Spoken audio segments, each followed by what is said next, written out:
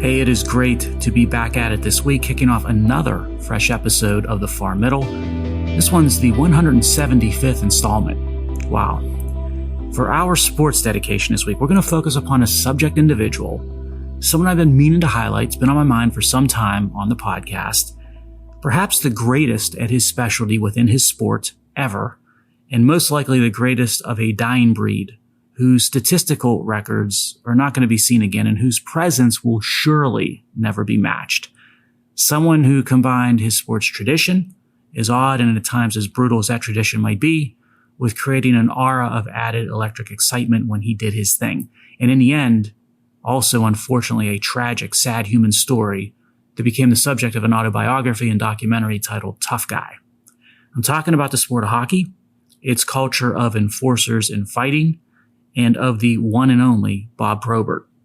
And if you had even a passing interest in hockey in the 1990s, and maybe you were like me with more than just a passing interest, Bob Probert, he was must-see TV.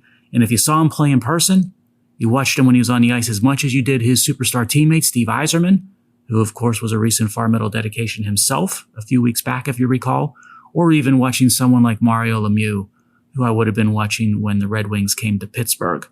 Probert was someone no one took their eyes off when he hit the ice. He was the closest thing the NHL had to a heavyweight champion, and he brought a Mike Tyson-like calm intimidation factor to boot. 16 NHL seasons, he ended up fighting in his career 232 times to be exact, and that's according to hockeyfights.com, which is a website dedicated exactly to what its name infers, hockey fights. And Probert retired with 3,300 penalty minutes in total. One season, he fell 2 minutes shy of hitting 400 penalty minutes, which is no small feat.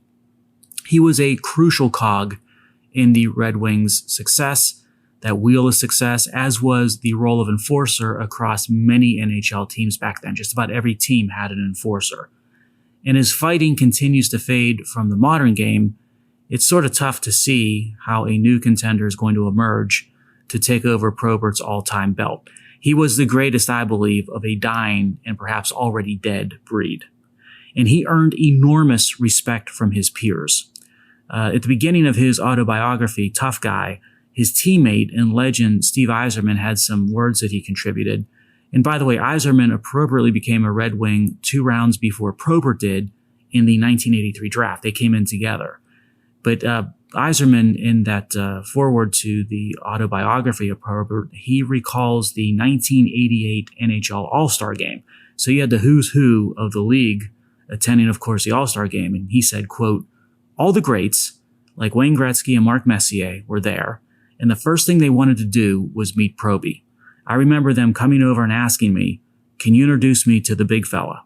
He was revered by players, and it wasn't just because he was a tough guy. It was because he was a great player." Now, in his essay, Get in the Ring, a celebration of the 1988-89 Detroit Red Wings, Sean McAdoo wrote, in the late 1980s, there was still part of hockey's era of mutually assured destruction, when enforcers really did ride shotgun for superstars, instead of just vaguely threatening to from the bench. And Yzerman had the meanest bodyguard of them all, Bob Probert. I think that was well put. Now, a rival enforcer once said of Probert, he was like a battleship cruising the ice, ready to take on all comers. Plenty of guys were just simply scared, you know what, of him. I'll leave that word out. No, but Probert was not just a goon. He actually was a talented hockey player. He could score 20 goals a year. He scored 29 goals the year that he amassed 398 penalty minutes. That year he fell just shy of 400 penalty minutes with that mark. So think about that, almost 30 goals and almost 400 penalty minutes. But Probert, as I said at the outset, he was a tragic figure in the end. Addiction to alcohol and drugs killed him in the end. A bunch of legal trouble that came with those alcohol and drug problems, car and motorcycle accidents, DUIs, an arrest for cocaine possession, and a couple of rehab stints. And the cumulative damage, of course, done from all those fistfights. He drank his first beer at 14. He was dealing with alcoholism by age 17 during his first season in the junior hockey leagues. He said, "I could not have just 1 or 2 beers. If I did, I'd have 12. Now, what's really sad is how Probert paid the greatest price for the enforcer's lifestyle once he became a family man. He died at the age of 45, the father of 4, a heart attack technically, but an examination of his brain revealed that he had suffered from severe CTE, which years of working as a professional bare-knuckles brawler on the ice, that's going to result in that type of a diagnosis. And his addictions, I'm sure, did not help his heart either.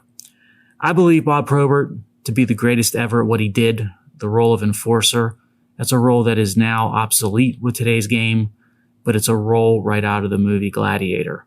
His life ended well before his time because of the price he paid in his profession. And if you want an example of what he was like in his element, go to YouTube and search Bob Probert and Marty McSorley. That fight sums up how Probert made his money, and if you watch closely toward the end of that fight, you'll note the code of honor between the two enforcers, and there was indeed a code. Now, Probert's most famous bouts, there's 2 of them in particular, were against one of his nemesis rivals. But that, constant listeners, is worthy of a future Far Middle dedication of its own. So for now, for episode 175, we honor Bob Probert, R.I.P. Bob Probert was a form of deterrence, in human form, on the hockey rink. The opposing team would not take liberties with the stars of the Red Wings because they knew there would be a consequence waiting for them in the form of Probert. And even if the other team had an enforcer, the best they could hope for would be mutually assured destruction. And that's where we're going to start our connections for the week. This episode sort of picks up from our episode last week where we discussed nuclear deterrence and Star Wars, or the Strategic Defense Initiative, SDI. And the need for SDI, or an Iron Dome, today more than ever, because it's a very unstable world with multiple nuclear-capable adversaries out there opposing the United States and the West. I wanted to keep going last week and cover a related topic, but I ran out of time, so I want to cover it and pick it up this week. We have unfinished business, constant listeners. And the topic is the clearest experience that the Western world has had with nuclear deterrence real-time. Back in the 1960s, fall of 1962 to be a little more exact, with the Cuban Missile Crisis. In the unfolding of events, the process that American leadership employed to manage the crisis, in the day-by-day and hour-by-hour unfolding of tactical events, that sort of sequencing is just fascinating to look back upon. And with how well it worked back then to avoid nuclear war, but also how obsolete it might be potentially today with all the new crises that may be brewing. And better yet, we had a first-hand account of those events during October 1962's Cuban Missile Crisis, because Robert F. Kennedy wrote a book about it that almost serves as a diary. He was in the room, so to speak. He was the brother of the president at the time, and he was also the United States Attorney General. And the book, of course, is titled 13 Days, and it tells us a lot about nuclear deterrence then, and I believe it informs us quite a bit about nuclear deterrence today. So let's take a closer look. The reason why this connection with those events in Cuba during October 1962 is not only the continuation of last week's episode, but is also of vital importance today, is because with multiple threats facing the West, China and Russia and Iran and North Korea, decision-making in geopolitical crises that involves nuclear powers may need to become much more process-driven versus what I'd call individualistic, ego-driven. The Cuban Missile Crisis, I believe, will illustrate the point. Mid to late October 1962 was a time when the United States and the USSR were approaching the brink of nuclear war. And it's the only nuclear crisis that we have a detailed account provided by an insider, albeit it was from one person's and one side's perspective, granted. Again, that being Robert F. Kennedy. Now, the president, JFK, he managed the crisis from 3 competing velocities, as summarized by the great historian John Keegan. The velocity of Russian initiative, the velocity of American response, and the velocity of assessing and deciding a course of action. Now, I mentioned they were competing velocities, which meant they should be categorized separately and separated. Of course, velocity infers a rate of decision-making, or a speed, because time was certainly of essence during those 13 days. So recognizing and organizing a process and subsequent decisions into different components, That's going to be crucial to managing a rational process during time of tension. Now, the president also decided to manage the crisis with a small group or inner circle, which he designated as the Executive Committee, or ExComm for short. Allowing this group to function when it came to trying to develop consensus for decision-making was a protection of sorts. He, the president, he wanted to make sure that the events outside of his control and their speed, or their velocity, so to speak, didn't unnecessarily speed up the rate of decision-making, which could have led to poor outcomes and consequences for all. The Executive Committee, the ExComm, did some quick math at the start of the crisis. They figured that deployment of Russian missiles in Cuba would take 2 weeks to complete. And they also determined that any American military decision would take only about 2 days. So simple subtraction told them they had about 12 days for their process to lead them to rational decision-making. So time was tight, but they had 12 days or so. And knowing how much time one has, that's vital to optimizing process decisions and the consequences. The Executive Committee saw 3 outcomes that were possible. There was a blockade option, bombing Cuba, or invading Cuba. And the committee did not organize itself, interestingly, into a hierarchy. Robert Kennedy pointed out that all members spoke as equals and that there was no rank, not even a chairman. Debates were unstructured and open. It created opportunity for individual members to participate heavily within, and it also created stressors for those who couldn't take the heat, so to speak. Dean Rusk, who was Secretary of State at the time, he was one such member who started to break under the stress. Bobby Kennedy thought that Rusk may have undergone a nervous breakdown early in the crisis, and he withdrew from subsequent discussions of the ExComm. Others were all over the board and inconsistent.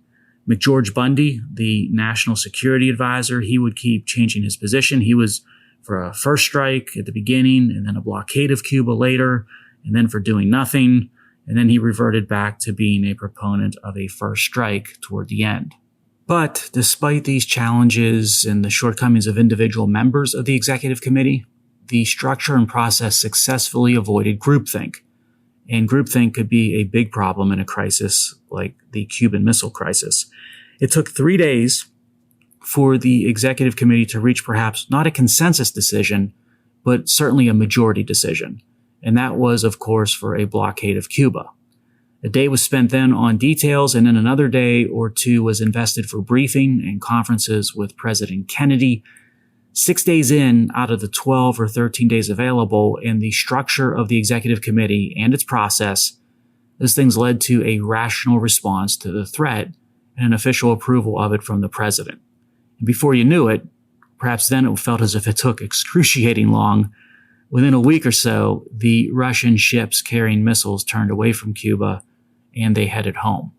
What does Robert Kennedy's telling of the Cuban Missile Crisis story during those 13 stressful and historic days inform us when it comes to nuclear deterrence today? Well, go back to those 3 velocities that I mentioned a la the historian Keegan. Velocity of events, response, and decision-making. How have those 3 speeds changed today compared to 1962? Well, the last one, the velocity of decision-making, hasn't changed much when it comes to how humans process information and make decisions. Although one can only wonder how technologies like artificial intelligence may accelerate that velocity to where decision-making is not only sped up, but may not be made by humans anymore. Instead, the biggest decisions in human history may now end up being delegated to an algorithm or a computer. Not human process, but coded process. So if the human mind hasn't changed its velocity of decision-making all that much since the Cuban Missile Crisis, while the technology is speeding up decision-making velocity on behalf of human beings, or at minimum is creating an aura of being better informed, you can see where an increasing likelihood of escalation during crisis may occur, especially if the adversary thinks it has cracked the code of our algorithm. Plus, with multiple adversaries and threats, things are even more complicated, increasing both required pace of decisions and the risk of a misstep. Now, there are 2 ways to mitigate this reality and challenge. The first is to slow down those other 2 Keegan velocities of events and of response that in the end drive how much time the human has for decision-making during crisis. And that's where last week's discussion about Star Wars, or the SDI, and the need for it today more than ever comes into play. Now, whether SDI would work perfectly or not was, to a certain degree, irrelevant. Star Wars still has value, both politically and militarily, because even if Star Wars or an Iron Dome is not foolproof, and even if it's not perfect, it's still going to buy a significant amount of delay in a crisis. You're going to buy time. And it provides the human more time for rational thought and logical decision-making. And time, once again, is everything during crisis. This is why there was so much debate back in the 1980s when it came to the wisdom of pursuing Star Wars. The conventional thinking was that Star Wars would upset the balance of mutually assured destruction, which brought deterrence. So back then the thinking was mutually assured destruction was equivalent to deterrence. That was a good, necessary thing between two powers. And if the United States can shoot down missiles from its adversary suddenly, back then the Soviet Union, then that détente that resulted from mutually assured destruction, it gets broken, and now you have one nuclear power that believes it can actually win a nuclear war, thus increasing the chances of nuclear war. You lose nuclear deterrence, so the critics of Star Wars back then argued.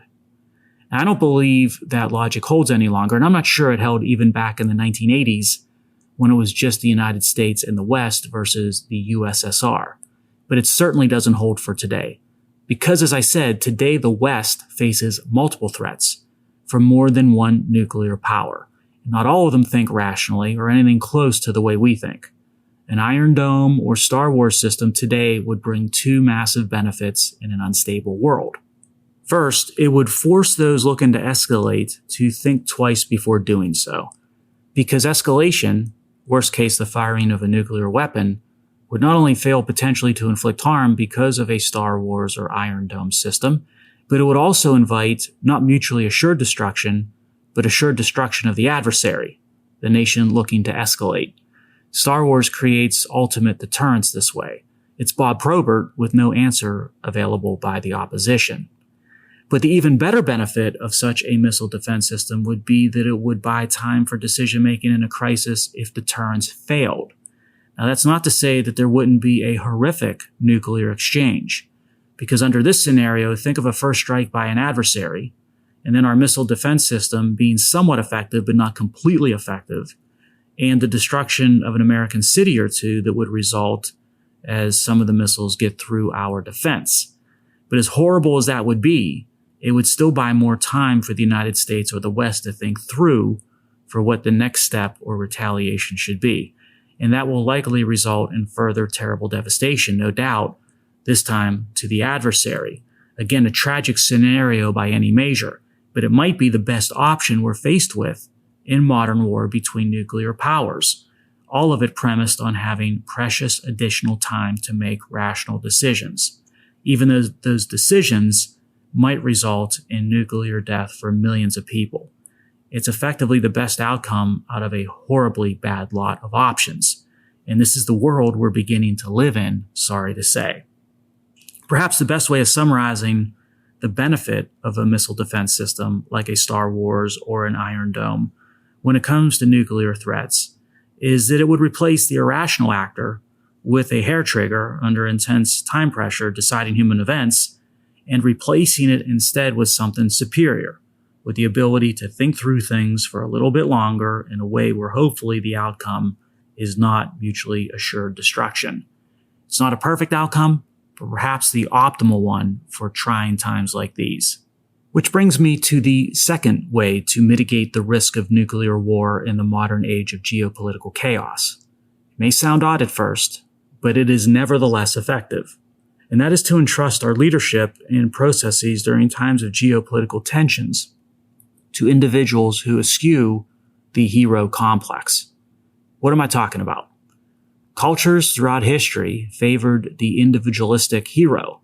We covered Alexander the Great a few episodes back on the Far Middle, perhaps the penultimate example of hero leadership.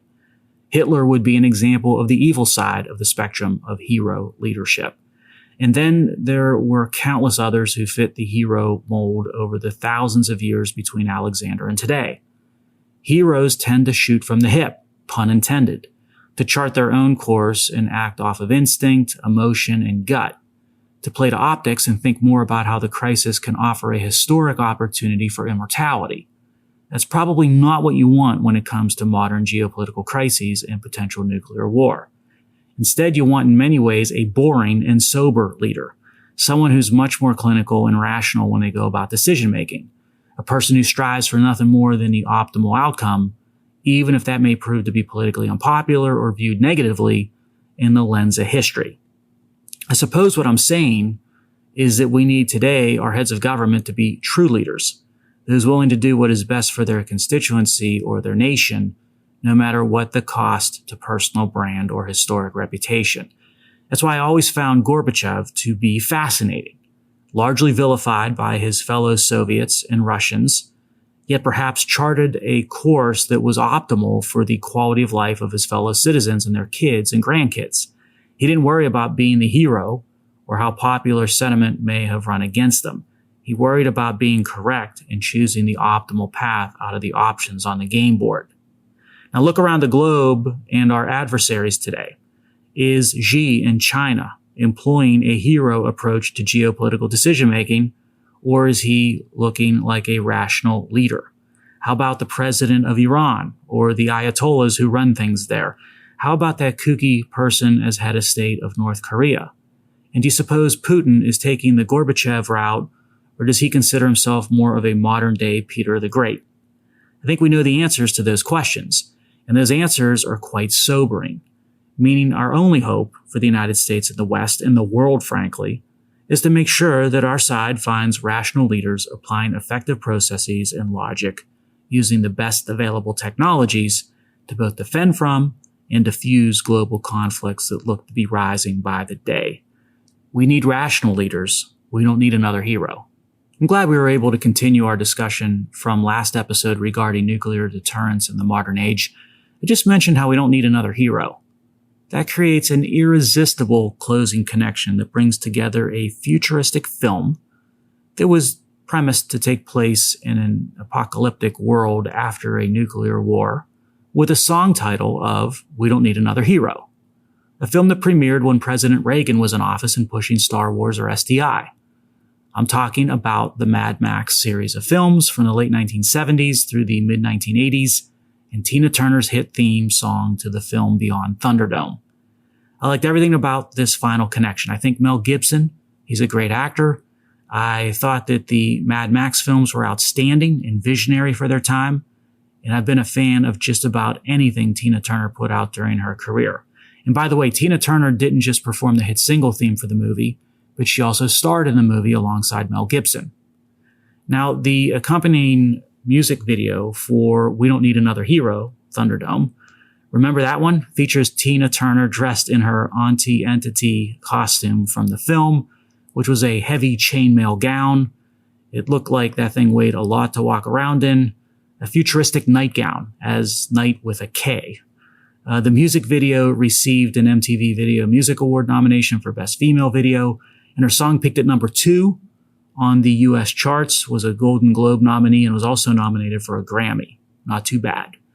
The lyrics at the start of that song sum up quite nicely what is at stake when it comes to getting our nuclear deterrence strategy and nuclear deterrence tactics right in today's world. So the opening lyrics of that song, out of the ruins, out from the wreckage, can't make the same mistake this time. Hear, hear. And until next week, stay connected to that far middle.